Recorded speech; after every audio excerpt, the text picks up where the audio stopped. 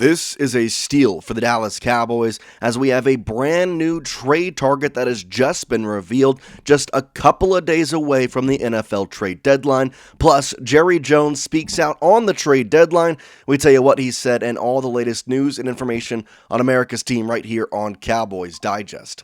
Welcome everybody, I'm Jace Andrews. I appreciate you tuning in to today's show. Before we get going, make sure you hit that subscribe button. It's 100% free, and if you are a part of the over 83% of people who watch these videos but are not yet subscribed, I promise you, you will not regret it. Go down there and hit that subscribe button for daily coverage of the Dallas Cowboys throughout the entire 2025 NFL season. Okay, so Jerry Jones is a, quote, skeptical of a single move that will make the Cowboys defense better.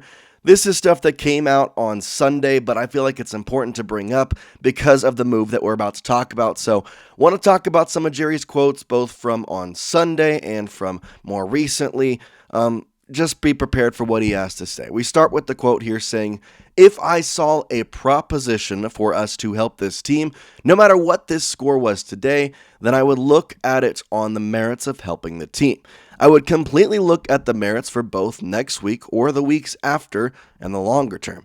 No, today would not affect a decision on trading for a player," end quote. So we know that Jerry Jones does not believe that Broncos loss took them out of playoff contention and effectively took them out of the trade deadline. What does he think, though? Does he believe that the Cowboys are a trade away? Can he see this team being a playoff contender if they get just one person, or do they need to get multiple? That's where we go to the second quote.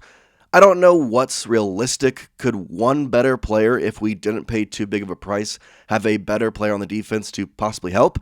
I'm not trying to be cute, but that's why you'd go and get him, because you think that you could go help your defense." Continues on to say, "Are we one player away on defense? I think we're not. I think we're more than that away. But what we're closer to than it looks, in my mind, is executing better on defense," end quote. He's got some good points. One player on this defense is not going to be a ginormous help. It's not going to fix this team. It's not going to even make this team a playoff contender. You need multiple trades. And so that's why we're going to talk about one player in today's video. But however, this is a guy that would cost you a really cheap price, and you could add not only this guy, but some other people as well on the defensive side of the ball to potentially make you a playoff contender, because right now you don't look like that. Let's talk about it, though. The headline, Dallas Cowboys predicted to land 11-sack edge rusher at the NFL trade deadline. So we know the Dallas Cowboys defensive line has been reeling without Micah Parsons, and the sack totals have been pretty abysmal. In fact, it's been one of the worst in the league. If you look at the sack totals across the National Football League, here are the bottom tier teams. The Dallas Cowboys right now have 15 sacks that tie them for 9th worst in the NFL, alongside the Miami Dolphins and the Las Vegas Raiders. The Raiders also have Max Crosby. It could have been a lot worse without him.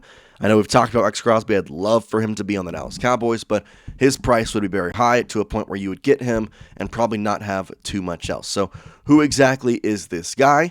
Well, it's Jermaine Johnson. And so here is the quote. We're first going to start Mike Moratis of the Sporting News saying, quote, "As a result, the Cowboys have reportedly been shopping around for an edge rusher, and Brad Gagnon of Bleacher Report predicts their search will end with a trade for New York Jets edge rusher Jermaine Johnson," end quote.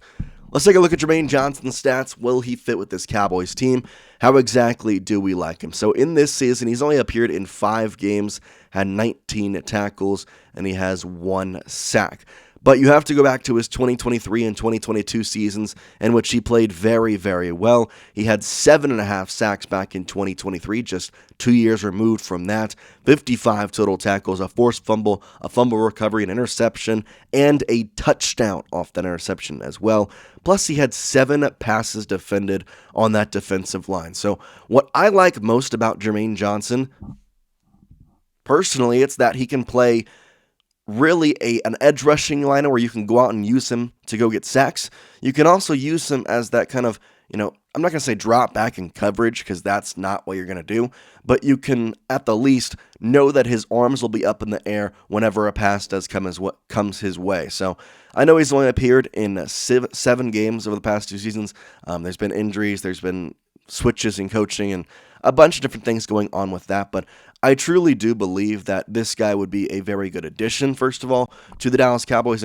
And second of all, I think he wouldn't be like a huge thing to worry about. So let's continue on, though, in this article and kind of talk about what Brad Gagnon said about him. Quote, with more of an eye for Will McDonald, the fourth among their edges on rookie deals, the Jets could decide to escape Johnson's contract before an expensive fifth year option nicks in for 2026.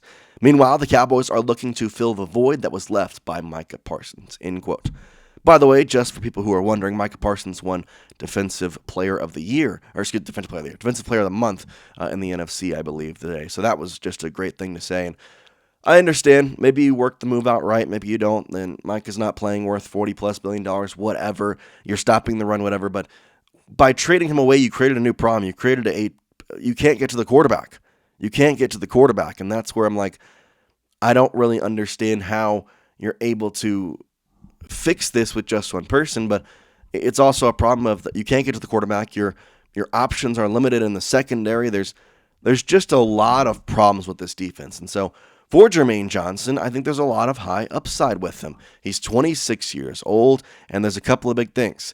His contract runs through 2026, so he's a multi-year solution, and he could earn a contract extension next year. Hopefully, Jerry can kind of work that out, and that would be a very good move for the Dallas Cowboys.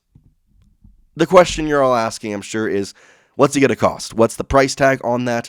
And really, in the grand scheme of things, is this worth it? Well, let's start with the price tag, and then we can answer that question. So thus far, Gagnon, who proposed this trade, said that it would be a day 2 pick for Johnson's services. So we're talking round 2, round 3 area for this pickup. I don't think that's a very crazy thing. And usually when they say day 2 pick, that usually tends to lead towards the 3rd round rather than the 2nd. I would have to think that among the way that the Jets view Jermaine Johnson, I really do like what I see from him. So a day 2 pick I think is good, but I want to know your thoughts. Would you trade a day 2 pick for Jermaine Johnson? If you would, then I want you to type Y for yes. If you would not, then I want you to type in for no.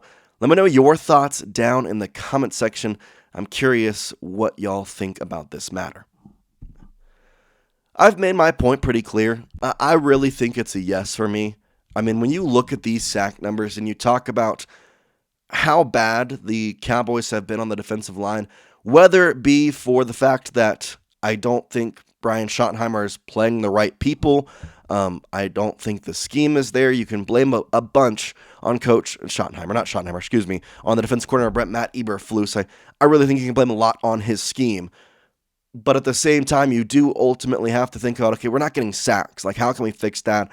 And if you trade for a player, especially if Jerry trades for a player, he's going to play. He's going to make sure that he plays. And for Matt Eberflus, he wouldn't really have a choice. He would have to play Jermaine Johnson. So I like what I see from him. I know there's a risk-reward because he's probably going to be a little cheaper than what his value might actually be, but he also might be cheap and come in here and not do too much. So it's definitely a catch-22, and there's a lot to kind of look into this. But again, if one person isn't going to fix your defense, as Jerry said, let's start here. Let's get an extra guy on the defensive line, a speedy edge rusher who back 2 years ago had an interception and defended 7 passes as well. Like, he's an athletic guy. He can play multiple plays or multiple schemes. So I don't see a reason why not to go after him, why not to go and make this move. If you do, let me know down in the comments section. I'm kind of curious if you see something that's glaringly obvious that I'm missing, but yeah, that's all we got for you. I'm hoping we make a trade.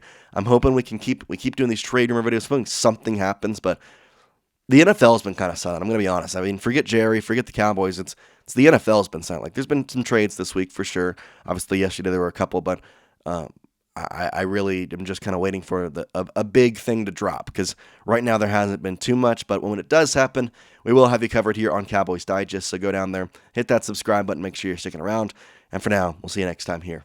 Peace out.